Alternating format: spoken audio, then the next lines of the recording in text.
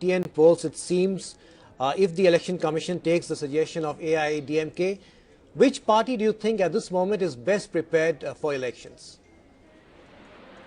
Rishi, well, Tamil Nadu politics is becoming day by day more and more interesting, and it's captivating because many new entrants are coming into the politics and the electoral fray. I have no doubt that both the traditional parties of Tamil Nadu will be benefited because both AIADMK and DMK is much better prepared for the election. They are a fully cadre-based party. They have their cadres in every nook and corner of the state.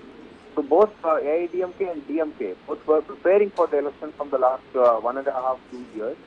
In fact, after the Lok Sabha election, AIADMK is a little bit more prepared.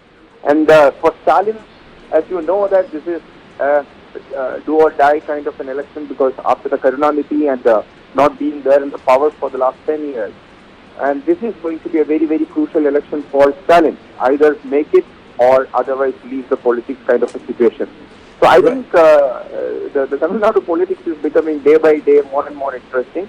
And the request of AIADMK asking for an early election, generally people, most of the political parties do not ask for it. And that too on a COVID time, clearly shows that they are confident and their confidence in their own cadre's preparedness and to take on the opposition.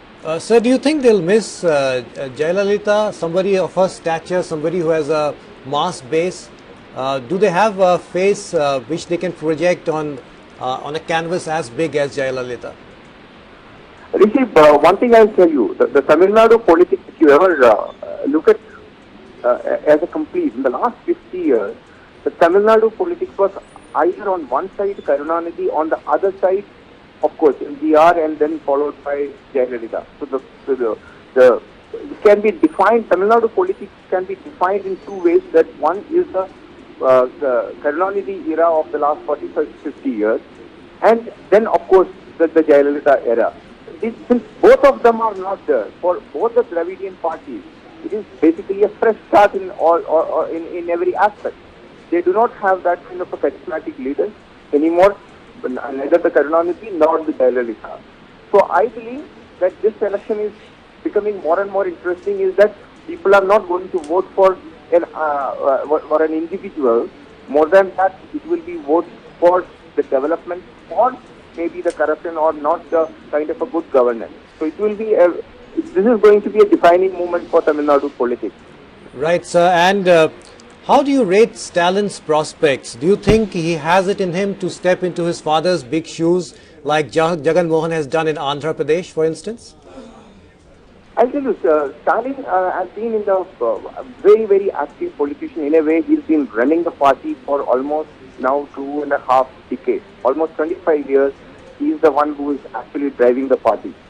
He does have, contact and connection with every part of the state. So I think, as I said, it will be an interesting thing for Stalin because this is a do or die election for him. He's also almost, 60 plus.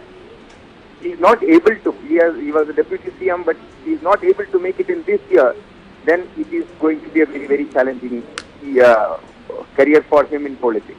Not only for him, even for the entire DMK and the entire family. You know that the DMK is primarily a one-family party. So it will be 10 years not being in power itself is very big in politics. And if he's not able to make it, even in the 50 years, this election, 15 years not in power, I think then the future, the political course changes in a decade, Rishi.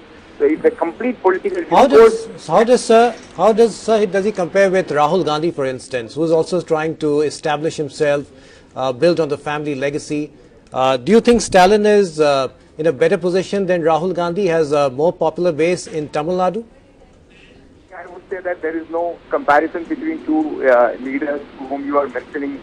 Rahul Gandhi has time and again has proved as a non-competent politician. But whereas in the case of Stalin, he has got administrative experience. He was running the government in a way de facto chief minister in a way when his late father was the chief minister.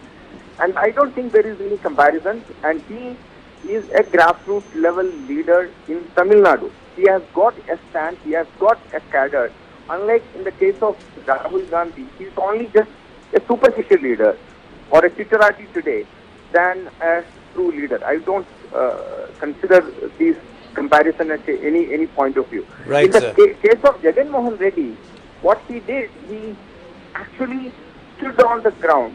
He went along with the route of his father and did the Padayatra. He was completely actually activated the cadre and created a party and a space for himself. I think a person like Rahul Gandhi may have to reinvent a complete wheel and do something like that. Right, sir. I And, don't think there is any comparison. and obviously, no discussion on Tamil Nadu politics right now can be complete without a mention of Rajnikant. Now, just 3 odd months left for polls, probably max 4. Does it give Rajnikant enough time to build a party base in this short period? Or do you think he would be well advised to tie up with other parties?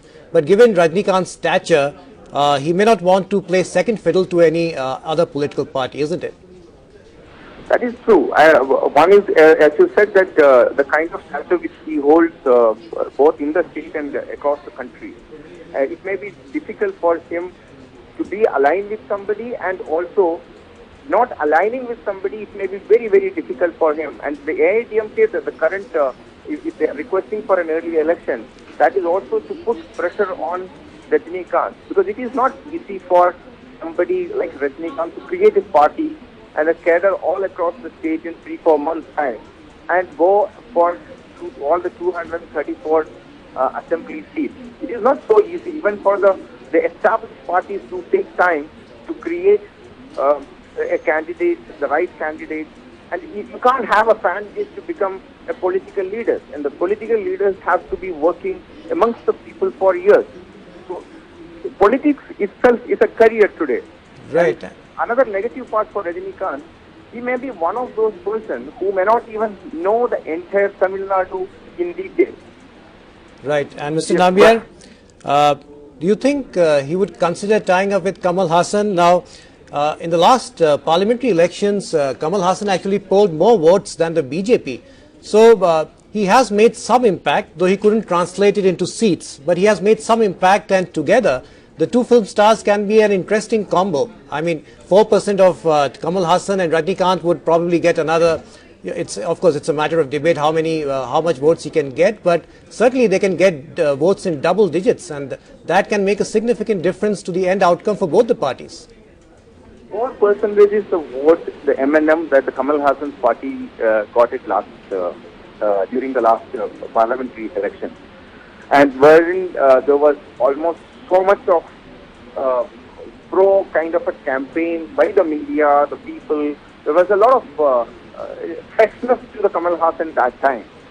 Today, after maybe 1.5, 2 years' time, he has not been able to come up with anything. What is the difference between a Kamal Hassan today or an AIDMK? If an AIDMK is promising a kit of 2,500 rupees for food kit to the people, Kamal Hassan is also saying that all the women, the ladies who are staying at home will be given, housewomen will be given free salaries.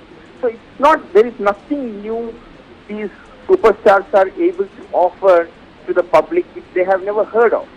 So unless and until they come up with something which is innovative, different from what they have, the people of the state have never heard, I think it is going to be a very, very challenging. And having said that, coming two people together, the Kamal Hassan always has clearly said that his kind of politics is a rational politics. That's right. Whereas on And the other Rajnikant side, has been talking about spiritual politics.